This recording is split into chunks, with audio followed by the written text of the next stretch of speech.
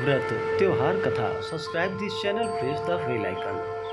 जय माता दी। आप सभी का हमारे YouTube चैनल पे बहुत बहुत स्वागत है। आइए जानते हैं गोपाष्टमी के व्रत, पूजन, शुभ मुहूर्त और महत्व के बारे में। इसे गोपा अष्टमी के नाम से भी जाना जाता है।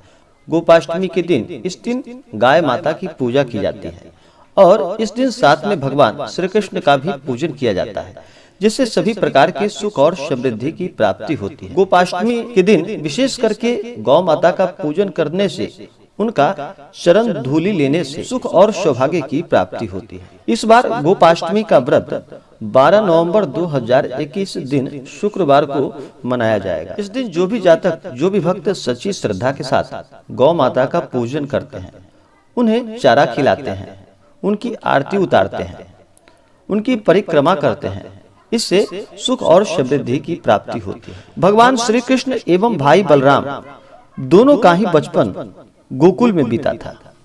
जब ग्वालों की नगरी में गाय पाला जाता था तो भगवान श्री कृष्ण उन गायों को चराने के लिए जाते थे और गोपाष्टमी के दिन ही ग्वाल जो गाय पालन करते हैं, कृष्ण एवं बलराम को भी गाय की सेवा रक्षा आदि का प्रशिक्षण दिया गया था। गोपाष्टमी के एक दिन पूर्व इन दोनों ने गाय पालन का पूरा ज्ञान हासिल कर लिया था।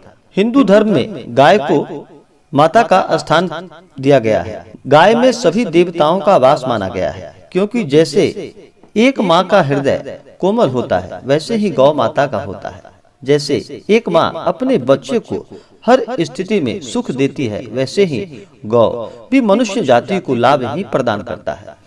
गाय का दूध, गाय का घी, गाय का दही, यहाँ तक कि गौमूत्र आदि भी मनुष्य जाति के स्वास्थ्य के लिए लाभदायक होता है। इसे कर्तव्य माना जाता है कि गाय की सुरक्षा एवं पालन किया जाए।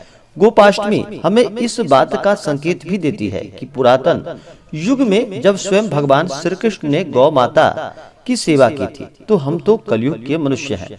यह त्योहार हमें बतलाता है कि हम सभी अपने पालन के लिए गाय पर निर्भर करते हैं, इसलिए वो हमारे लिए पूजनीय है।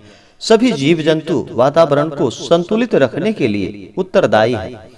इस प्रकार सभी एक दूसरे के ऋणी हैं। इसलिए गोपाष्टमी के दिन जो भी सच्ची श्रद्धा के साथ इस दिन सुबह उठ करके स्नान करके नित्य क्रियाओं से निवृत्त होकर गंगा नदी में या घर के जल में ही थोड़ा सा गंगा जल मिला करके स्नान करना चाहिए और विधिवत गौ माता का पूजन करना चाहिए।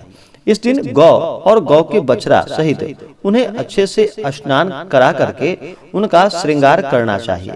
पैरों में घुंघरू बांधना चाहिए और अन्य आभूषण भी जहाँ तक हो सके पहनाना चाहिए और गौ माता के सींगों पर चुनरी का पट्टा बांधा जाता है। इस दिन अगर क्षमता हो तो ग्वालों को गाय भी दान किए जा सकते हैं। यदि लोग सुबह में पूजा करने के बाद उन्हें अपने सामर्थ्य के अनुसार उन्हें हरा चारा खिलाना चाहिए और अन्न आदि जो भी कुछ बन सके वह गुड़ मिश्रित होना चाहिए और वह गौ माता को खिलाए, इससे लाभ की प्राप्ति होती है।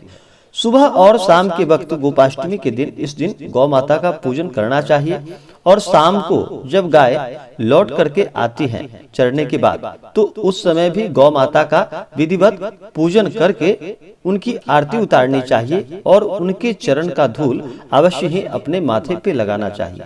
इससे सुख और समृद्धि की प्राप्ति होती है। गौ माता में सभी देवताओं का वास माना गया है, तो उनसे सभी देवताओं का भी आशीर्वाद प्राप्त होता है, जिससे कि जीवन की सभी बाधाएं दूर हो जाती हैं।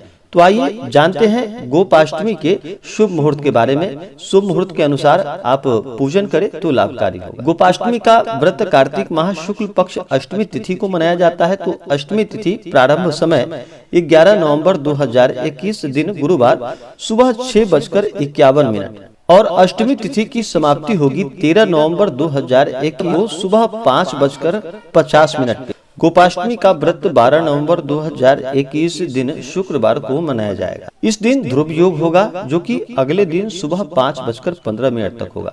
इस दिन राहु काल का समय, राहु काल समय के दौरान कोई भी शुभ कार्य या नया कार्य नहीं करना चाहिए, यह लाभकारी नहीं होता है। तो इस दिन राहु काल समय होगा सुबह 10:11 से सुबह 11:34। यह राहु काल का समय होगा। इस दौरान कोई भी शुभ कार्य या नया कार्य न करे। इस दिन शुभ मुहूर्त के अनुसार पूजन करना चाहिए। तो शुभ मुहूर्त सुबह और शाम के वक्त इस दिन गौ माता का पूजन किया जाता है। तो सुबह के लिए चौघड़िया शुभ मुहूर्त होगा। चर, लाभ और अमृत नामक शुभ मुहूर्त जो कि सुबह 6:05 से सुबह 10:10 तक आप इस दौरान पूजन करें सुबह के समय में। और फिर एक मध्यकालीन में जो कि दोपहर 3:40 से लेकर के शाम 5 बजे तक यह चर नामक शुभ मुहूर्त है। उसके बाद फिर मुहूर्त नहीं है, इसलिए फिर आप करें जो शाम के 5 बजे से पहले ही पूजन कर ले। 3:40 में पूजन ना करें। शाम 4:30 से पूजन आरंभ करे और 5 बजे तक पूजन समाप्त कर ले। उसके बाद अगर इसमें भी मौका नहीं मिल पा रहा है तो रात्रि में 8:18 से रात्रि 9:55 तक यह लाभ नामक मुहूर्त है। इस दौरान आप कर सकते हैं, लेकिन विशेष करके संध्या 5 बजे तक पूजन कर ले तो लाभकारी होगा। तो आशा करता हूँ कि यह जानकारी आपको अच्छा लगा हो। ऐसे ही ज्ञानवर्धक जानकारियाँ प्राप्त करते रहने के लिए हमारे इस चैनल को लाल बटन दबा करके सब्सक्राइब करें, ताकि मेरे वीडियो का नोटिफिकेशन आपके पास सबसे पहले पहुंचे। वीडियो को लाइक और शेयर करें। जय माता दी। धन्यवाद।